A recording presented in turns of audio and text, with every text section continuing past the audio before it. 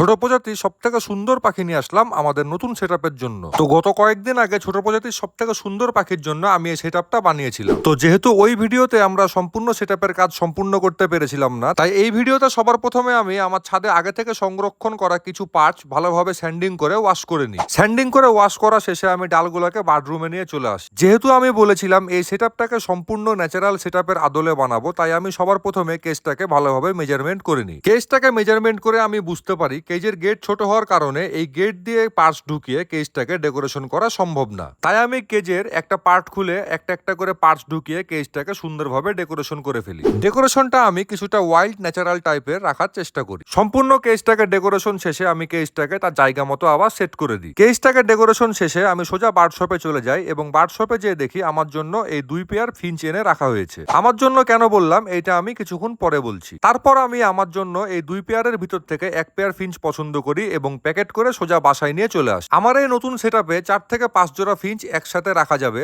তবে আমি এক জোড়া কেন নিয়ে আসি এর মূল কারণ হচ্ছে বাজারে বর্তমানে ফিঞ্চের ক্রাইসিস থাকা এবং তার উচ্চ বাজার মূল্য। যাই হোক, সবার প্রথমে ফিঞ্চগুলোকে বাসায় নিয়ে এসে আমি প্যাকেট খুলে নিই। এত ছোট প্রজাতির পাখি এর আগে না থাকার কারণে এই পাখি সম্বন্ধে আমার কোনো এক্সপিরিয়েন্সই ছিল না। তাই আমি পাখিটাকে শখের বশত হাত দিয়ে ধরে তার সেটআপে দিতে গেলেই সে আমার হাত থেকে উড়ে যায়। যাই হোক, তারপরে কোনো মতে পাখিটাকে ধরে আমি তার সেটআপে আবার দিয়ে দিই। ফিঞ্চগুলোকে তাদের নতুন সেটআপে ছাড়া মাত্রই তারা বেশ সুন্দরভাবে তাদের নতুন সেটআপ এক্সপ্লোর করা শুরু করে এবং তাদের যে একটা মিষ্টি ডাক আছে এটা শুনতে খুবই ভালো লাগছিল। যাক, আজকের জন্য এতটুকুই ছিল।